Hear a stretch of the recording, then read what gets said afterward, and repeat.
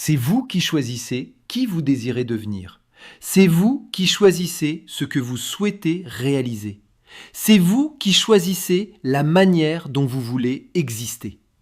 Vous prenez énormément de décisions au cours de votre existence et tout cela se passe précisément ici. N'oubliez jamais que c'est ici que se livre la véritable bataille de votre vie. Le mal cherche à vous attirer dans une direction, tandis que Dieu vous appelle dans l'autre.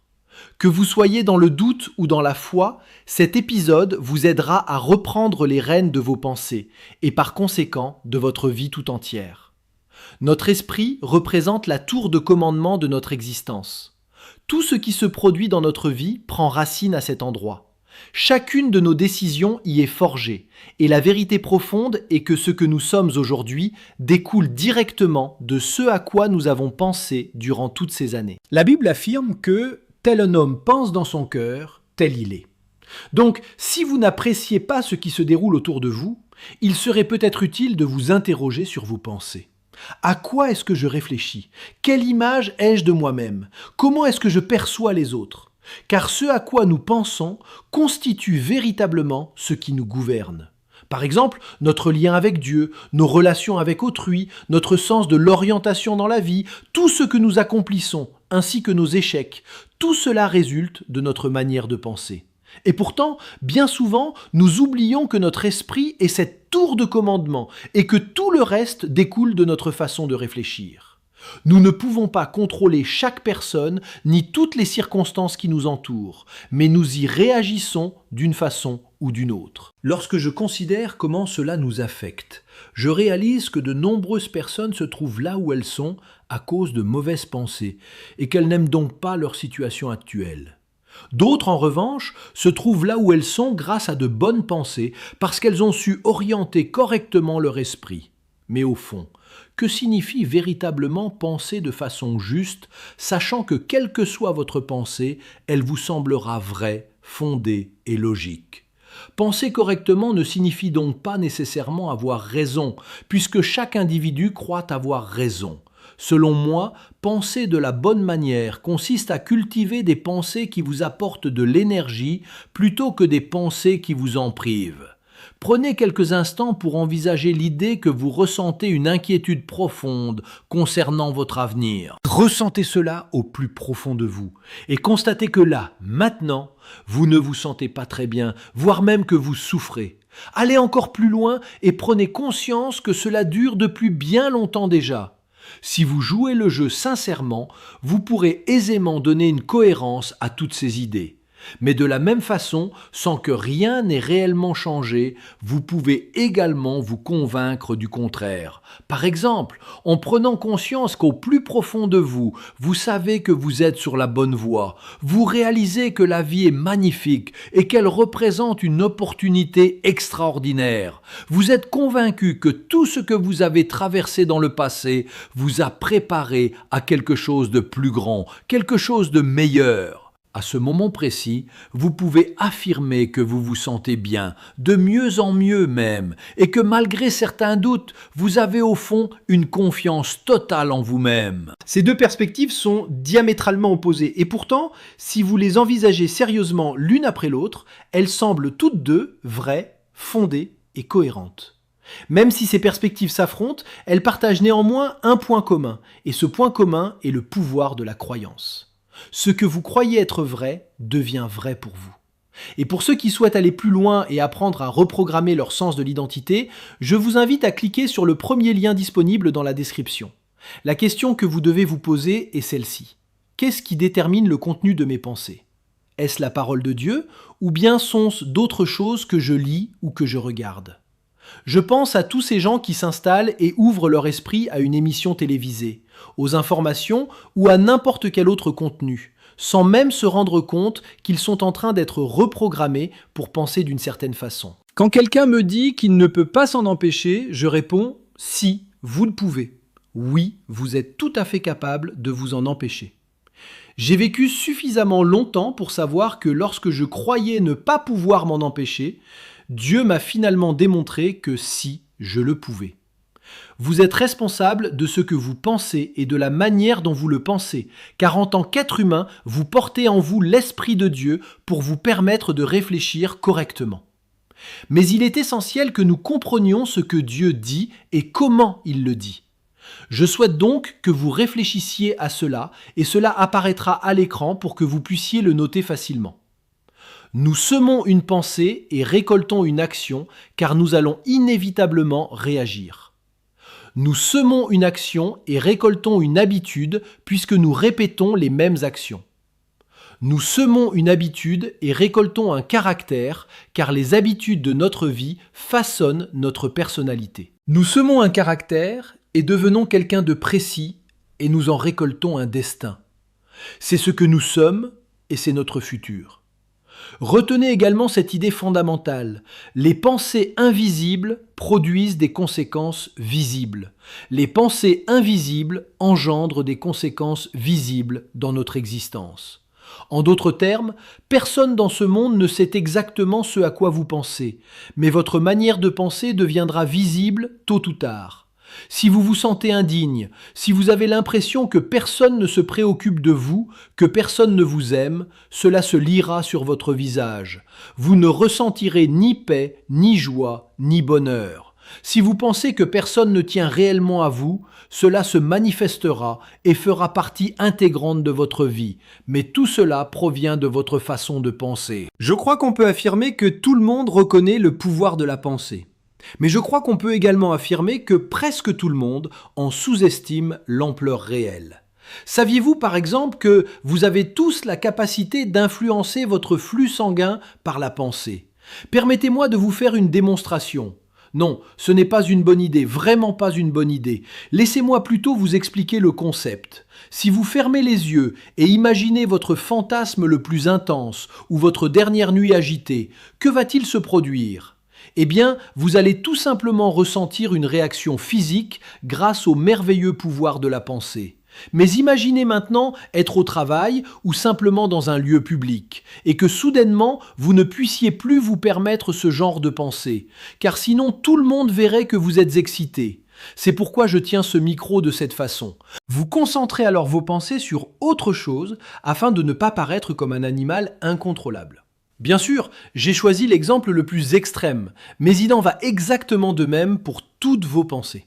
Je me suis toujours dit que le subconscient de n'importe qui était capable de percevoir mes pensées ou de lire sur mon visage ce à quoi j'ai réfléchi.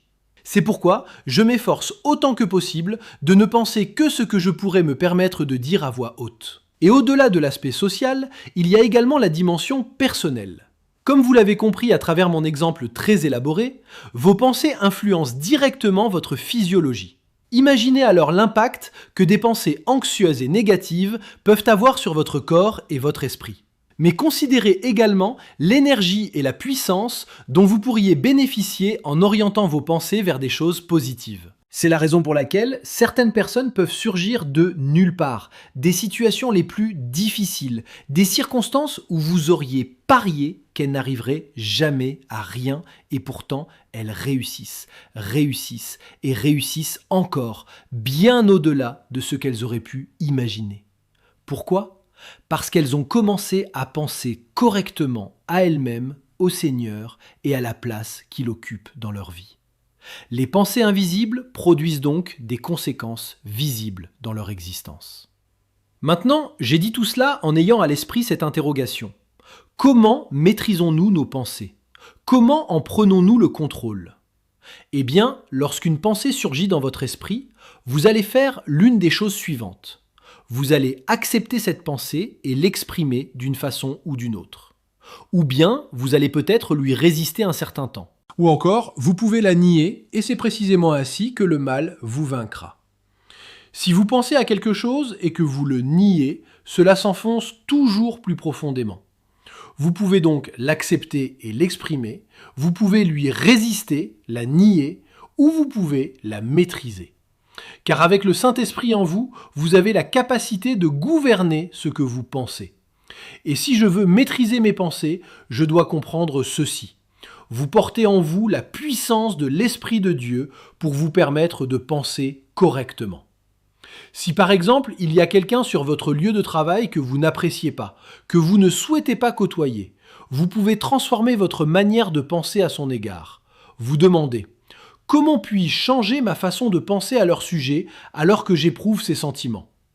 Eh bien, vous pouvez commencer par vous dire que Dieu les a créés, qu'il les aime, et vous pouvez vous dissuader de leur en vouloir dès maintenant. En d'autres termes, si vous y réfléchissez attentivement, vous pensez aux gens de la manière que vous choisissez, et nous sommes le produit de nos choix et de la façon dont nous gérons ces situations dans notre vie.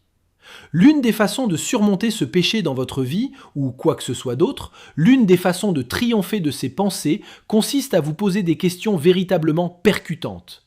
Pas simplement des questions ordinaires, mais des questions qui feront une réelle différence dans votre vie. Je vous encourage à les noter. Posez-vous ces questions concernant ce que vous pensez. La première question que vous devez vous poser est la suivante. Où ces pensées vont-elles me conduire ? Où ces pensées vont-elles me mener si je continue à entretenir les mêmes réflexions? Vers quel endroit cela me dirigera-t-il?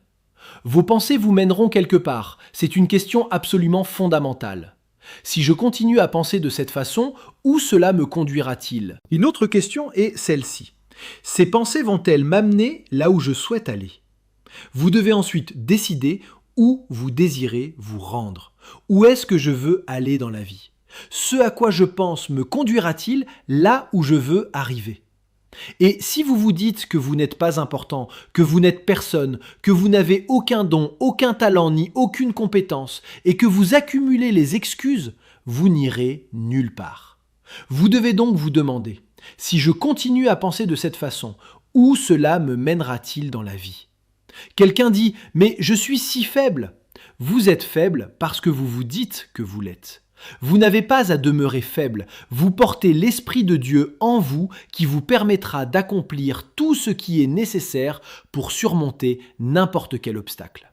Ce que nous faisons donc, c'est nous poser ces questions et regarder la réalité en face. Quelle est la réalité? La réalité, c'est de savoir où ces pensées vont-elles me conduire. Je dois répondre honnêtement à cette question. Ces pensées vont-elles m'amener là où je veux aller? Je dois répondre à cette question. Ces pensées vont-elles me construire ou me détruire? Et elles feront l'un ou l'autre, car elles ne sont pas neutres. Nos pensées nous construiront ou nous détruiront. Vous devez donc décider si vous allez les regarder, les observer ou les écouter, ainsi qu'écouter vos amis et ce qu'ils vous disent, car tout cela aura un impact significatif sur votre vie. Ensuite, demandez-vous: pourrais-je partager ces pensées avec quelqu'un d'autre? Quoi que vous pensiez, seriez-vous en mesure de le partager avec quelqu'un? Ou s'agit-il du genre de pensée que non, vous ne pourriez pas? Je ne dis pas que vous devriez révéler à tout le monde tout ce que vous savez sur vous-même ou quoi que ce soit d'autre, mais au quotidien, ce à quoi je pense, pourrais-je le partager avec quelqu'un? Cela vous indiquera où en sont vos pensées. Et ensuite, d'où viennent ces pensées? Certaines pensées ne proviennent pas de la parole de Dieu, elles ne viennent pas d'en haut, elles ne proviennent pas d'une vie épanouissante, elles ne viennent de rien de sain et de rien qui soit véritablement bon pour vous. Alors lorsque vous analysez vos pensées, demandez-vous d'où elles proviennent. Pourquoi est-ce que je pense cela? Quelle en est la source? Quel effet cela aura-t-il sur ma vie? Écoutez bien, toutes ces questions, vous avez le droit et le pouvoir d'y répondre pour votre propre vie. Personne d'autre ne peut y répondre à votre place. Vous avez ce pouvoir et nous parlons simplement de la façon dont vous vous percevez vous-même et du pouvoir de vos pensées. Réfléchissez simplement à ces questions seules. Ensuite, la dernière interrogation est: est-ce que je ressens de la culpabilité à l'égard de ces pensées? Vous connaissez déjà la réponse à ces choses. Vous savez par exemple que si vous pensiez à vous approprier quelque chose qui ne vous appartient pas, comment vous sentiriez-vous? Vous devriez ressentir de la culpabilité. Si vous ne ressentez aucune culpabilité, c'est que vous avez un problème sérieux. Nous avons donc établi que le monde de la pensée réside dans votre esprit, que c'est la tour de commandement de votre vie, et que parce que c'est le cas, nous prenons des décisions et en subissons les conséquences, ou nous récoltons les bénédictions de prendre les bonnes décisions dans la vie. Que ce soit à propos de l'argent, du mariage, de la sexualité, de l'amitié ou des relations, tout prend naissance ici, et cela gouvernera votre existence. La vérité est que pour chacun d'entre nous, la situation dans laquelle nous nous trouvons aujourd'hui est le résultat de notre façon de penser durant toutes ces années. En raison d'un déséquilibre hormonal assez sérieux, j'ai traversé une période durant laquelle j'ai fait face à des niveaux d'anxiété extrêmes. Pendant cette période, je me souviens qu'un jour, j'allais tellement mal que j'ai décidé de me faire couler un bain chaud, ce que je ne fais normalement jamais. J'étais là, les oreilles sous la surface de l'eau, et j'entendais mes pensées anxieuses et agitées partir dans tous les sens. Je me suis alors dit que, même si mes hormones étaient déréglées, si je parvenais à concentrer mon esprit uniquement sur une seule chose positive, j'étais certain qu'en quelques minutes seulement, j'irais mieux. D'ailleurs, je reste persuadé aujourd'hui que j'avais raison. Mais c'était tout simplement impossible. En quelques secondes à peine, mes pensées reprenaient le dessus et je plongeais dans une spirale infernale d'idées anxiogènes. Je n'avais aucun contrôle sur mes pensées, mais ce n'était pas surprenant. Combien de temps pensez-vous qu'il faudrait à quelqu'un pour développer la capacité de se concentrer sur une seule chose et une seule pendant 3 minutes et 30 secondes sans aucune interruption ?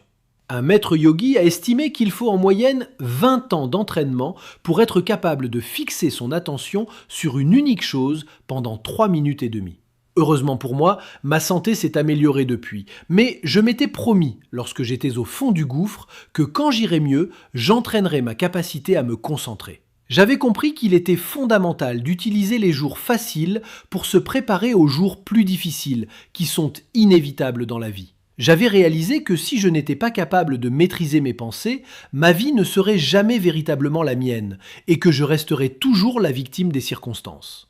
Le plus grand super-pouvoir qui existe, ce n'est pas la téléportation, ni la capacité de voler, ni même celle de lire dans les pensées des autres, mais c'est simplement, même si c'est loin d'être aisé, de parvenir à devenir le maître absolu de ses propres pensées.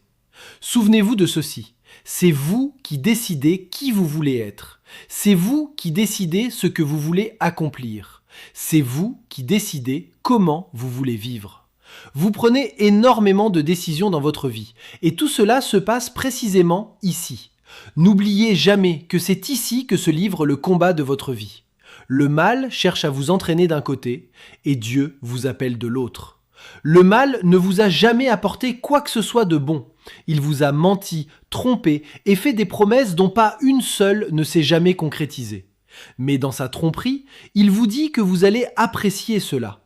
Ce qu'il omet de vous dire, c'est que vous n'en profiterez que temporairement. Il y a des conséquences, il y a un prix à payer et un jour de règlement finira par arriver. Vous devez décider ici quel genre de vie vous allez mener, quel avenir vous allez construire. Et il est dit que, si vous êtes sage, vous prendrez de bonnes décisions. Vous vous poserez les questions que je vous ai transmises face aux situations qui surgissent dans votre vie et dans votre processus de prise de décision. Ma prière est que vous preniez de bonnes décisions, des décisions empreintes de sagesse, et vous en serez profondément heureux.